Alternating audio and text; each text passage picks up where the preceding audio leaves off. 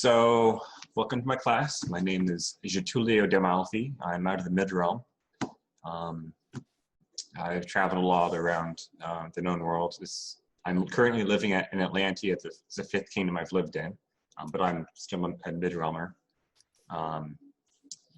So this class basically is about if you find a garment in art, in period artwork, and we don't have a surviving example or example of something close to it in the right period, what can you do to reproduce that garment in a realistic way that is appropriate for the place and time?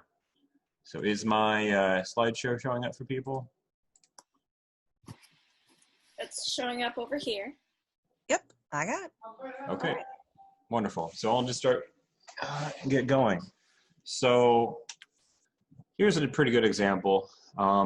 So this is a pilote. I'm not sure how the pronunciation is, but they're both 13th century. One's middle, one's early. There are some differences in these garments, but this is kind of the ideal, right? We have an extant or something very close to the artwork that we can base our pattern off of. There are some changes, obviously, like the tippets. The tippets are on the artwork, but not on the extant, and the little laces on the side aren't there. But there are other examples just for specific garment. But this isn't always the case. We're not always this lucky.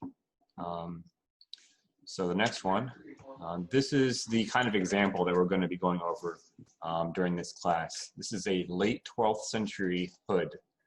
As you can see, the Leary pipe with a little point that's coming out of the back of the hood is kind of stubby and angular. There's a couple other examples here on the screen. Can you guys see my cursor? Oh, yeah, there it is. Okay, so I'll use my cursor to point at things. So obviously this one is very similar. These other two examples are actually on different garments. This is more of a jacket, but it has an attached hood. But it shares the feature of a Leary pipe, that kind of stubby pipe. This one's longer, and the one down here is a bit shorter on both of these two poppers. So before we go into it any deeper than that, first we need to talk about what artwork is. Like, why do people make artwork? To either of you, is there any question what the art is on the screen there is? Patrick Elephant, of course. It's an elephant, right? Pretty obviously it's an elephant. Does it really look like an elephant? Well, Really, no. No, but it has features that it communicates the idea that the artist had. The artist wanted to make an elephant, and they communicated the idea successfully. So that's, a good piece of art. Another purpose is to use for creative expression. Just like that's not exactly what an elephant looks like.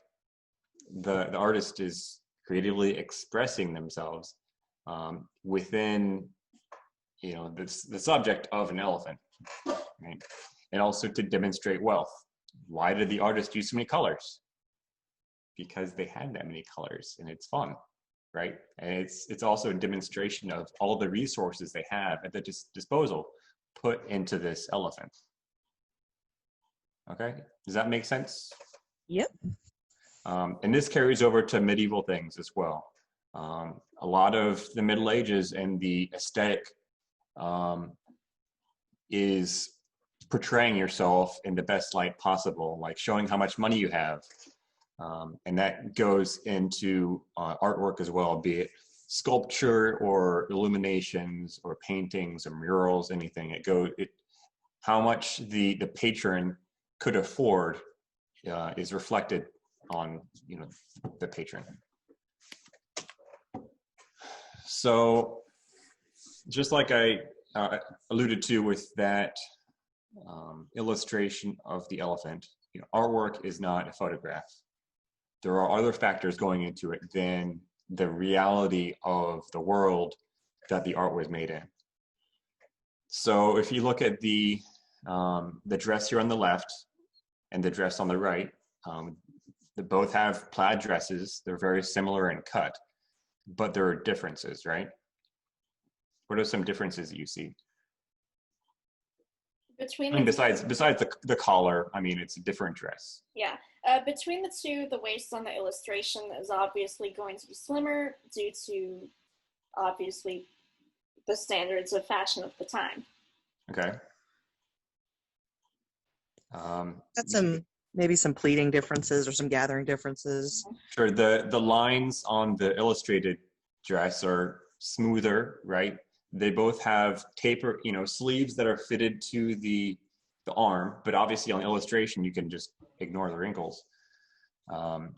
Like you said, the waist is thinner. They have very, very tiny feet. These are idealized images of the woman wearing the clothes.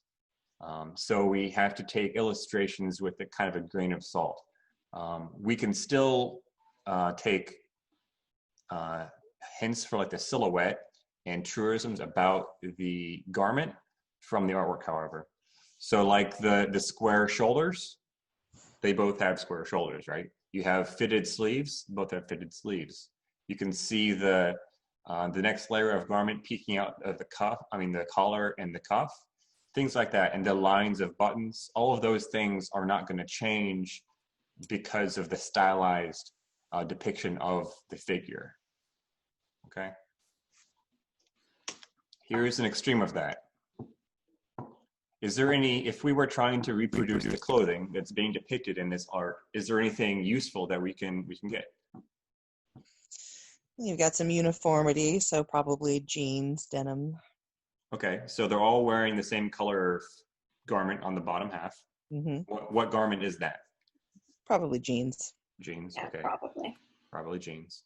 And everyone, both male and female figures of all ages are wearing the same garment. They're all wearing jeans, right? And then on the top, what else do you see? It looks like they're all wearing at least the same style of t-shirt, even if they're in different colors. Sure. So we have everyone is basically all the figures, regardless of gender or age, are wearing similar garments, just of varying color on the upper half. Mm-hmm. And the cut of both doesn't look to be particularly tight fitting, like the sleeves are jutting out beyond the arm. So that's all just kind of useful information. And the same applies, of course, to medieval artwork. So next is going to be about artistic conventions. So just as that, elephant wasn't 100%, gray as a mouse, big as a house, there were some other things at play in art. So if you were wanting to reproduce this hat, what are some things that you're picking up on as details with this hat? It looks fairly close fitting to the scalp. Okay. Possibly decorative stitching on two pieces sewn together. Okay. Mm-hmm. So we have some kind of border here. Yeah. Mm-hmm. There's another line here, a white line, and then the border, the outline. And then some kind of vertical detail here. Mm-hmm. So if you were only looking at just the hat out of this entire image, kind of like this is zoomed in right now, you might think that, oh, maybe this is a lining or it's embroidery or something. It very well could be, but I'm going to next zoom out a bit and show you the whole image. So if you look at the whole thing, you can see that this white line on the edge of the hat is repeated all over the place across the piece of art. Like right here, it's also a hat. So it could also be another detail to the actual garment. But even look at the folds of this robe. It's lighter. The fingers are wider to give contrast. So this is more of in artwork, it's hard in interpretation of artwork, it's hard to say definitely, one way or another. It's just, you can only say it's more likely to be one thing than the other. Mm-hmm. So since we see these white lines all over like the folds of the cloth, and anywhere you have an edge, there's basically also a white line. It's more likely to me as a person interpreting this artwork that the white line there is for contrast against the figure that's wearing it. A highlight. Right, it's a highlight for, it's as an artistic convention just to give contrast to the piece of art. Okay. And here there's a bit of a different thing. We also just have the white line here at the cuff in the collar, but other figures, but there aren't the white lines all over all of the folds as much as the other image. This whole thing is dominated by white highlights everywhere. This one, not so much. So I'm more inclined to believe that this one actually could be representing some kind of detail, be it like a woven, tablet woven trim or embroidery or something at the edge of those cuffs and the neckline.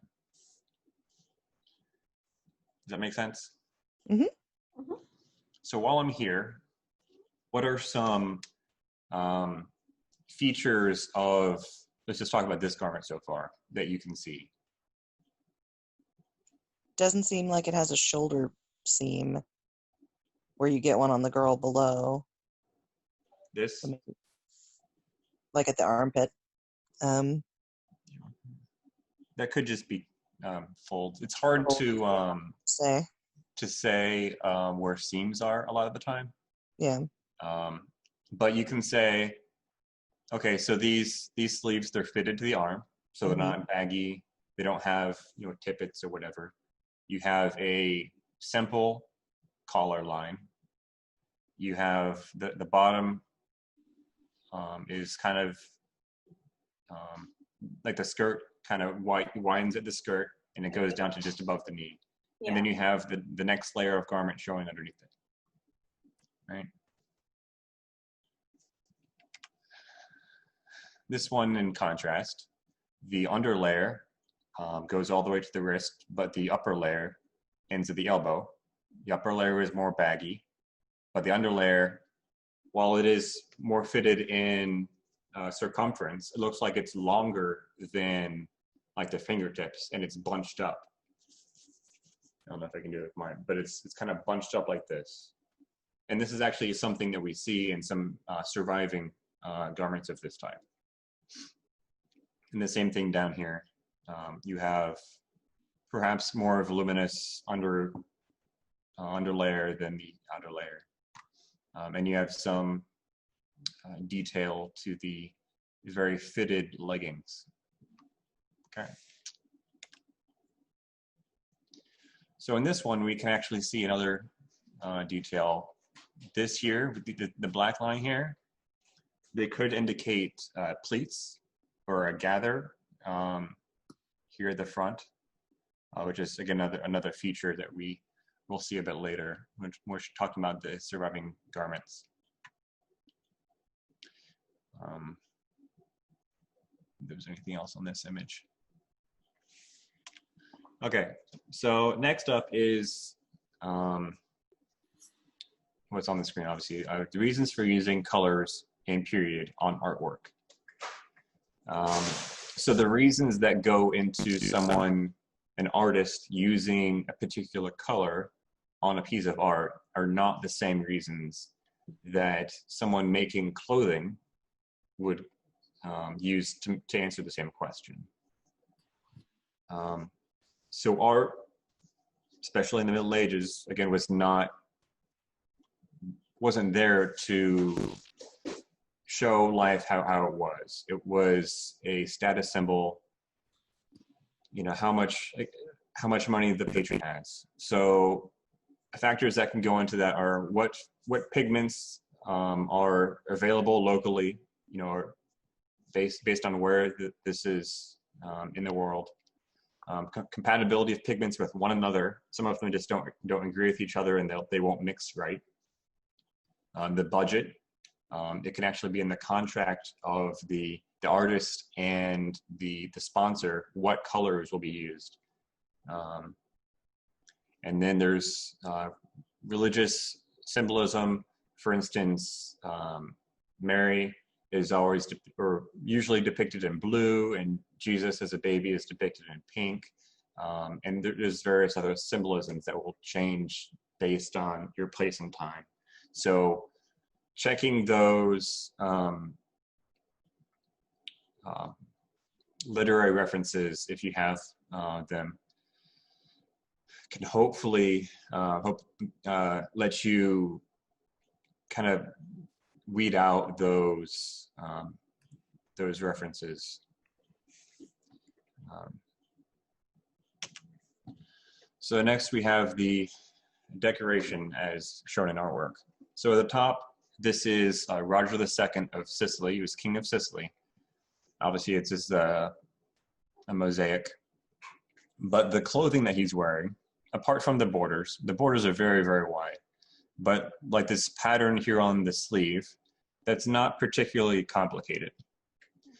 The thing is that the artist was constrained by the features of the medium they're using to make the art. So here on the bottom, this is a garment which was actually owned by Roger II. This is a cloak that he had, supposedly called the coronation mantle, but as far as we know, it was made after he was crowned. But you can see here on the right some detail. The entire thing is just covered with pearls. The red itself isn't just a flat red. It is a brocade, and then that's covered with gold and pearls and jewels everywhere. So in art, just because of, could be the physical size of the art, could be the amount of time the artist has to spend on that piece. I love you. The amount of time the artist has to spend on the piece, skill constraints, all these things can factor into a simplification of the decorative elements of the piece. However, things like the border, like the width of the border, that's more of a like a profile kind of thing, like the silhouette. So having the very large cuffs, that's something that's very simple to depict and is more likely to lean toward the side of reality than just the simple dots that are covering the border. And we actually have a surviving tunic from Roger II, and he had cuffs that came up to about here. So, Nice. Any questions so far? Yeah. No? Okay, moving on. So here's another example. Again, like I said, depends on the skill and time of the artist. So this image here on the left and the detail on the tunic is actually relatively similar to what we see on the coat on the right. These are separated by about 100 years. So it's not a perfect analogy, but there are, instances where the art is, fairly close to what we see. Okay, so then there are exceptions, things that are unusual. So this hat here on the right, I would love to have this hat. I think it's fantastic. The problem is, this is the only depiction that I'm aware of a hat that is an eagle. I haven't found any literary references to it. I haven't seen any other depictions of it. So just because of that, I can't justify myself wearing it. It could have been an inside joke, just within that culture and time. It could have been like a scarecrow, something to scare away the birds as this farmer is cutting the thistles from his field. It could be a number of things. We just don't really know. And because it's such an unusual thing, portraying it is kind of sketchy. So other things, cover all that. Yeah, so if obviously if you found a hat like this archaeologically, it's fair game, right? but things that you don't see anywhere else, and just there's no other examples of it. It's kind of not the greatest thing to use. And if you choose to pick the exception all the time, and all these things is, oh, it's a special thing, eventually your portrayal will become just an amalgamation of a bunch of weird things, and it doesn't really reflect what the reality was, most likely. So here's an example of what do they call it? An allegorical garment. So this here is an angel, right? Gotcha. Like we all understand. Even as modern people, like this is representing an angel. Like it's got the wings, it's got the halo thing, it's got the robes. Why is an angel wearing a robe like that? Well, because they've always, depicted angels wearing robes like that. That was just traditional. People just out, day to day weren't wearing that kind of thing. It was just nobody sees angels on the daily, so they don't know what else angels should look like. So they just kind of go with the traditional look. So matters of rote, which are just kind of, matter of fact to the people who are living in that place of time, are kind of a different matter. Even though this is a biblical image, the kind of idea that the audience has of what a farmer should look like or what a shovel should look like is not even really considered. Like the artist wanted to show an angel with a shovel, so he drew a shovel. That's just what a shovel looks like, right? All right, moving on. So patterning conventions. This is the kind of thing that changes based on your place and time.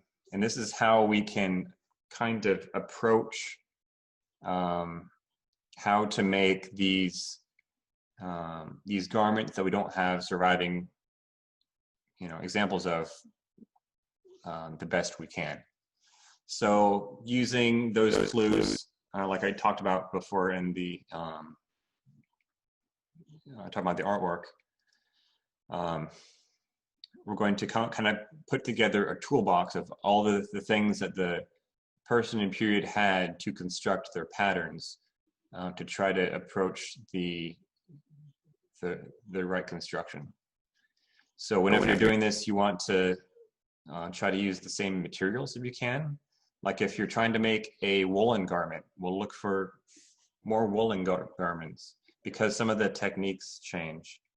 Or if you're 12th century, try to get as close to the 12th century, your place and time as you can. You can't always be super picky because there's not a whole lot of surviving stuff depending on some people's context.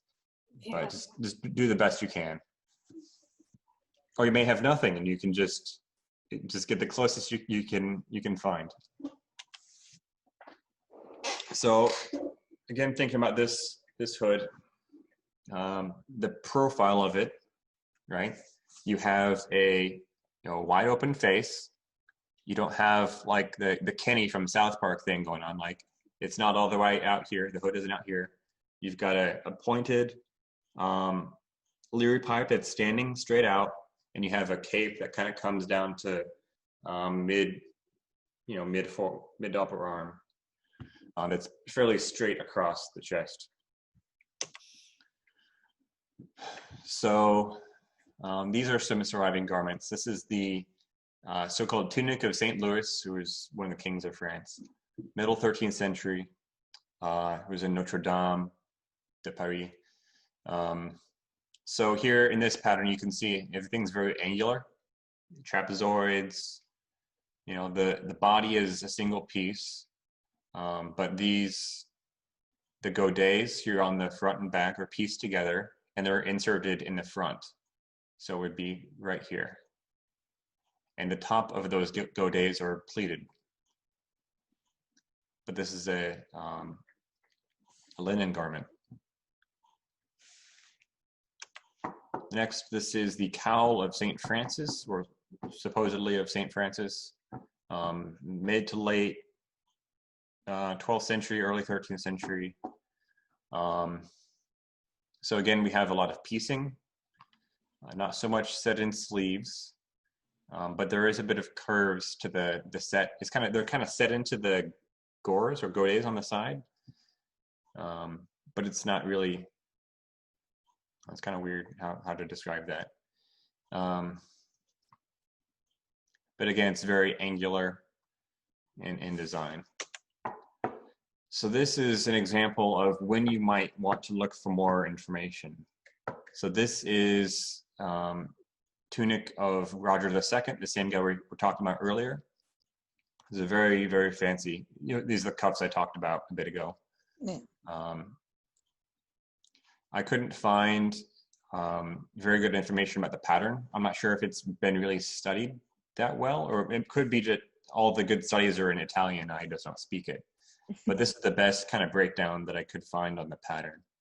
And just the fact that these are extremely set in, and there's just aren't really other examples of having set in sleeves, especially this early. This is early 12th century, or early to mid 12th. That's pretty early for set in sleeves. So at this point, when it comes to Eastern Europe, because from what I've studied of Eastern European clothing, they don't have set in sleeves as early as most of Western Europe does. Yeah. So if you come across something like this would be an example of when you should probably look deeper into it. The information that I have is incomplete, and it's kind of contradictory. So this is kind of, don't stop, keep pushing, like find some more. And then after that, you could probably include it. But at this point, I'm not really including this garment in the patterning style. This is the so-called Kragelund tunic. It was found wrapped around a body, I believe. Yeah, it was found on a body in Denmark, late 11th to early 12th century. Similar kind of thing, very angular designs. It's got some piecing on the sleeves. The godets on the front and back were pleated quite a lot. So pretty similar to the other ones that I've shown so far. So based on that kind of style, we're going to build a pattern.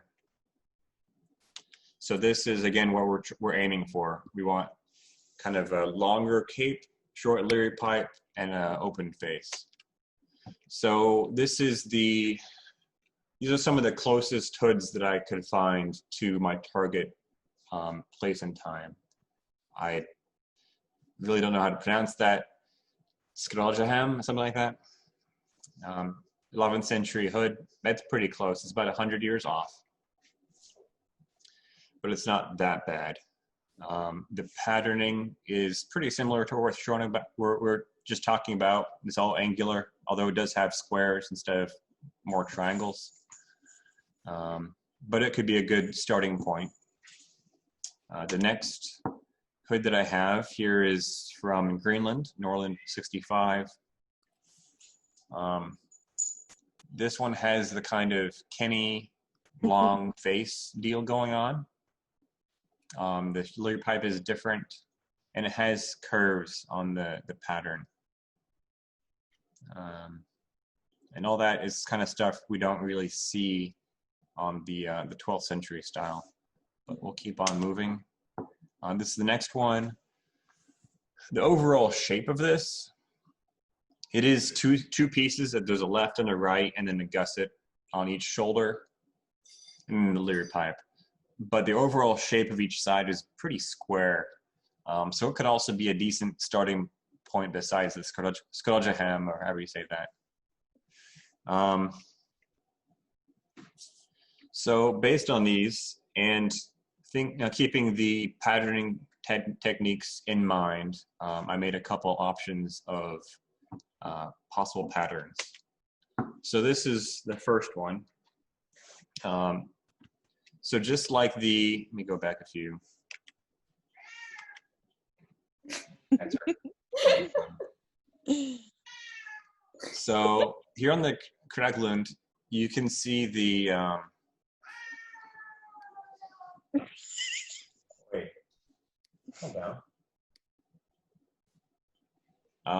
The godets, there has front and back godets as well as side godets. This one, the Roger II only has side. St. Francis only has side. And St. Louis has only front and back. So that same kind of concept can go to the hoods as well. So the Skuljaham has front and back only. This one, number 65, only has front and back. 72 only has sides. So with that same idea, I kind of applied that to the hoods. So this one it's just a single piece across the top of the head, and then you have inserted godets on the sides for the shoulders. And then C here is the Leary pipe to make it either long or short you wanted. And that's more based on these 14th century hoods, this one. But since the 11th century Danish hood was a bit closer, I went with that one for my final pattern. So you see this piece that goes over the head, and then you have the C here is the back of the shoulders, B is the front of the body, and D is the Lear pipe. And they're all organized in such a way that they all piece together without any wastage, which is a bit of a priority. And this is just how they're assembled. Both of these options are just as valid as one another. You know, it's impossible to say whether one of them is right at all. If they're both right, it's just kind of the best we can do until someone finds a 12th century hood of a similar style.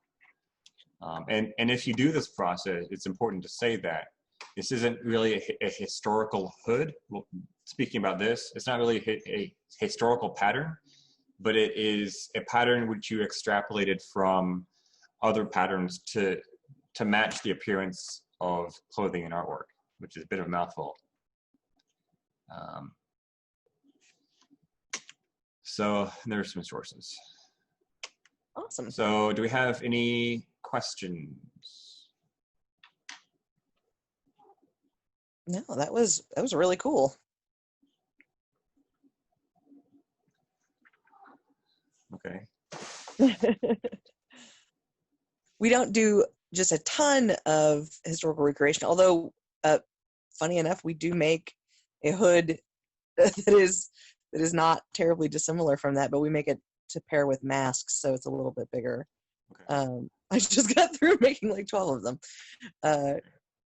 But no, it's so neat. We like my primary interest in trying to find you know, recreation things just from pictures is with vintage creature suits. And so that there is a bit of info with pictures and things like that from how original stage and early Hollywood ones were created, but not a ton. And so that my pet side project has been trying to recreate a early 1900s gorilla suit. So not quite as old as the Lyra pipe hat, but right.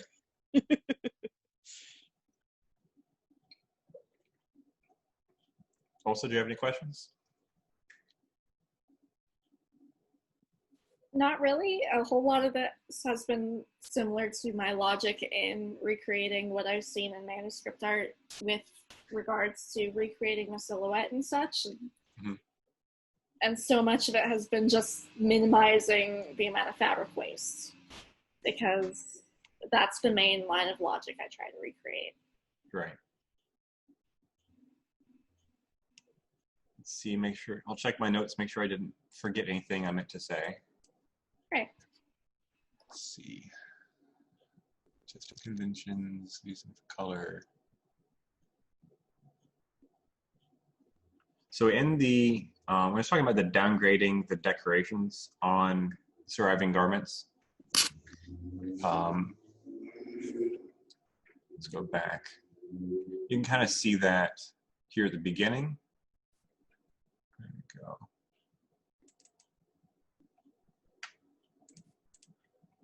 So you can see the stripes here on the surviving garment on the right, and then it's kind of abbreviated, decoration on the left. Mm-hmm. This may have been, depicting something similar to this.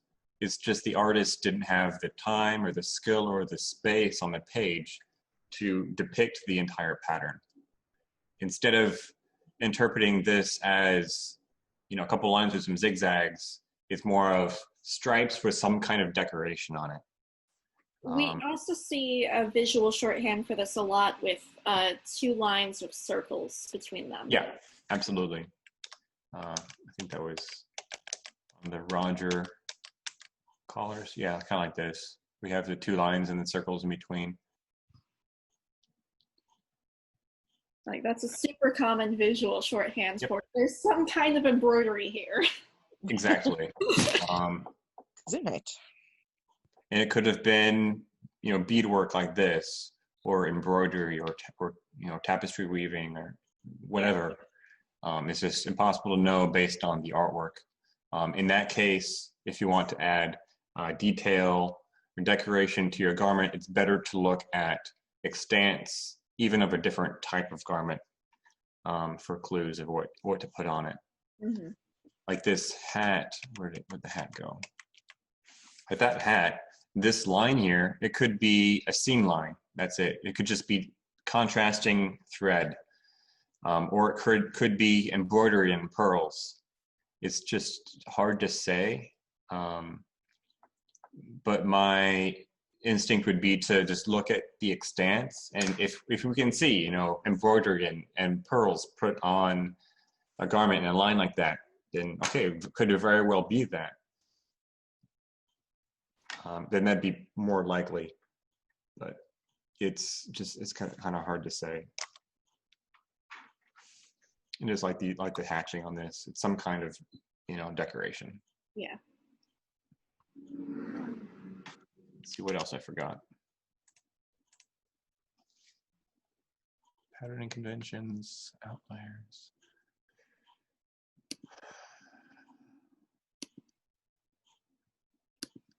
I made all these notes and I didn't use them for the entire presentation.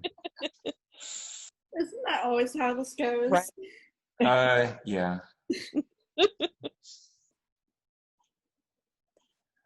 Yeah, I think I covered most of it. Any more questions?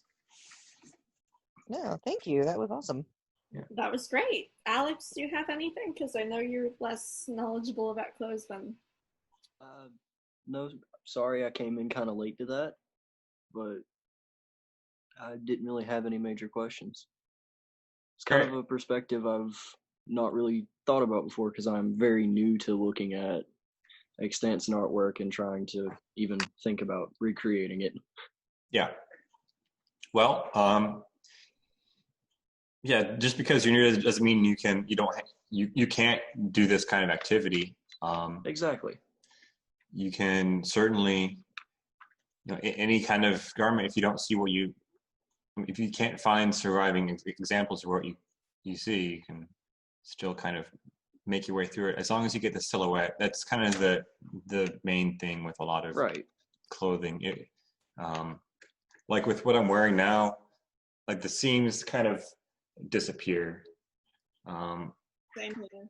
Right. So if you get the overall look right, you can still have a pretty good portrayal. Awesome. Yeah. Well, thank you all for showing up to my class. This will be posted on the Penzic, the online Penzic college thing. That's so cool. Okay. So right, I'll show the hood. Okay, so this is the. All right. So this is the hood the pattern I came up with, and I have the hood here, so you can kind of see how it turned out. Oh yeah. So I'm not sure how well the delivery pipe is standing up at the moment, but you can see it more or less, fits those kind of, check those boxes that I described earlier. It comes down across the chest, more or less level, kind of rounded. The back has a short, kind of sharp leery pipe that stands out, and the face isn't really hidden behind a tube. Yeah. So it, more or less fits the profile that I was looking for, as well as the patterning style of my place and time. So if more artifacts are recovered later on, and all of a sudden I know that this is wrong because, oh, there's a surviving one. That's not a bad thing. We're always kind of trying to approach the truth of history, and if we find out that we're wrong later on because of new evidence, well, that's just a good thing because we learn more. That's great. Yeah. This is what I came up with. Okay.